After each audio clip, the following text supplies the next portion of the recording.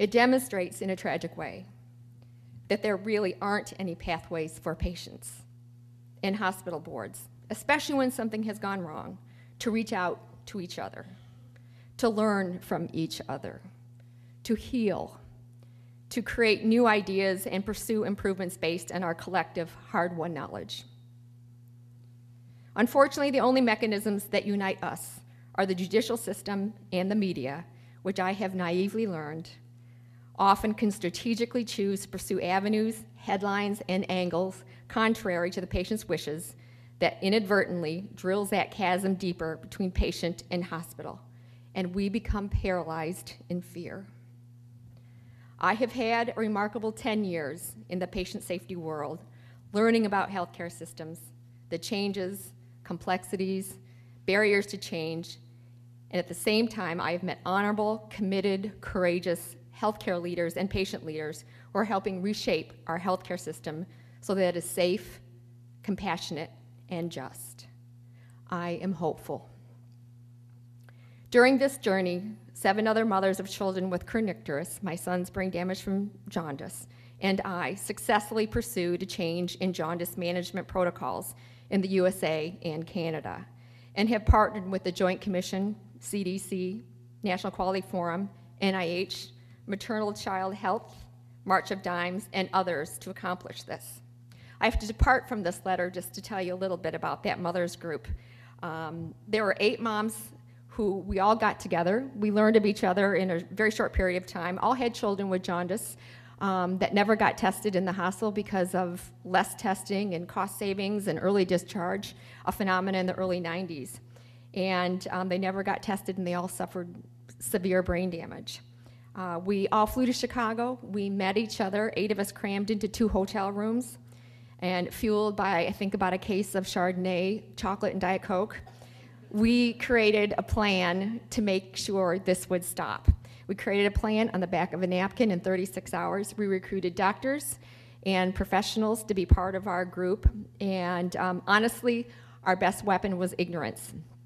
We did not see barriers. We only saw opportunities. We didn't know at the time that you didn't give the Joint Commission a to-do list, which we did. And they followed up on that. You know, as during this time that I presented the plan to the American Academy of Pediatrics, and at that time, a physician called me Pollyanna in a meeting. And honestly, I will be forever grateful to that physician for having me call me Pollyanna, because believe me, that fueled an incredible amount of passion. So just this past September, the American Academy of Pediatrics endorsed the universal bilirubin screen. The National Quality Forum this year has included a universal bilirubin screen as a quality indicator. The Joint Commission has done 2 sentinel event alerts to all the hospitals in the United States. Health and Human Services has endorsed our parent education materials that we tested with patients all over the United States and surveyed. So, like Linda said, this mothers group pick is very, very close to putting ourselves out of business, and that was our goal 10 years ago. So going back to my letter to the board member, storytelling was no doubt the most powerfully human delivery of a call to action. Cal's story became quickly known by all, including the media, as did Pat's story of a lost pathology that contributed to his death in 2002. So what prompted my call to you, Jim, and this letter was the recent article in Modern Healthcare on parent advocates where I asked the names of the hospitals not to be used. The response was as follows. Well, Modern Healthcare basically assured that they would not use the names of the hospitals. 3 days before the publish date, I was called by the journalist informing me that she lost the battle with her editor about the name use of the hospitals. The pressing issue is that they have informed me that they'll be following up with the hospitals for a Part 2 story on what the hospitals have done since the patient safety events. I have called your CEO in the past suggesting that he share the aggressive jaundice management program and the disclosure program that your hospital has put in place soon after we settled Cal's case, which I publicly applaud. To date, no comment has been the only response. As you know, I have been involved in leading CAPS, Consumers Advancing Patient Safety, and the WHO's Patients for Patient Safety program, where through appreciative inquiry, We have united patients throughout the world who have experienced harm in the delivery of care, along with doctors, hospitals, ministries of health, and others, to create partnerships never imagined before, to improve patient safety through authentic patient-centered care, and to focus on future possibilities and the positive core. CAPS is partnering with AHRQ and MPSA in the United Kingdom and WHO in pioneering patient reporting systems by reaching out to patients who have experienced harm and others to learn how to best design the system. CAPS advocates for the inclusion of patients in root cause analysis. We advocate for the elimination of gag clauses so we can all freely talk and learn about harm. We advocate for full disclosure and new alternatives to the tort system. And we have created a suite of patient safety videos. It is striking to me, however, that I haven't done that in my own backyard. The purpose of my request to speak to the board is to do just that. Look at the positive core. Move beyond the past. Make our local healthcare system better, smarter, safer, leaner, wiser, and more patient-centered.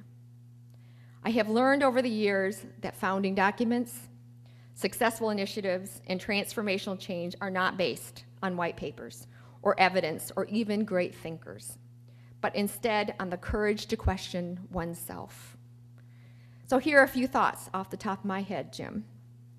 Can we enrich the soul in our community to create a safer, more compassionate, and just culture in our healthcare system in Boise, Idaho, by exploring new grants, policies, and patient-centered opportunities?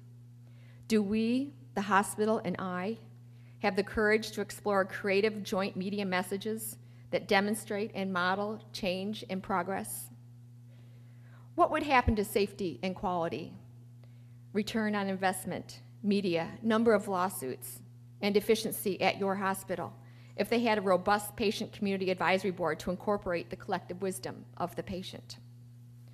So again, thank you for pursuing this with me. I admire your integrity, your guts, and your leadership. Signed, Sue Sheridan. That afternoon, I got the following message via email from the board member. Thanks, Sue. This is a genuine message from the heart. I will advocate for us meeting. I don't see anything but good that can come from this. I will keep you posted and look for the article. The following week, I was called by that board member, and I was told that the board's response was caution.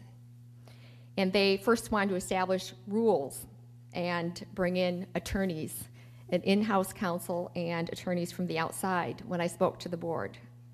They said I could not rehash what happened to my son. It made me feel queasy. But then Modern Healthcare came out with the part 2 of their patient advocate article. And for the first time in 14 years, the chief medical officer at Cal's hospital spoke about Cal's case and the disclosure policy and the jaundice management policies that they have put in place. Modern Healthcare positioned them as a good patient-centered hospital. There is a really big lesson there. The CMO was quoted to having said that they have formalized a disclosure policy that calls for attending physicians to talk with families after care that resulted in unanticipated outcomes. That brings the human element back into the patient care. To do nothing about it is unconscionable. So on that day, when I read that quote, I picked up the phone and I called the CMO, and I left him a short message of appreciation.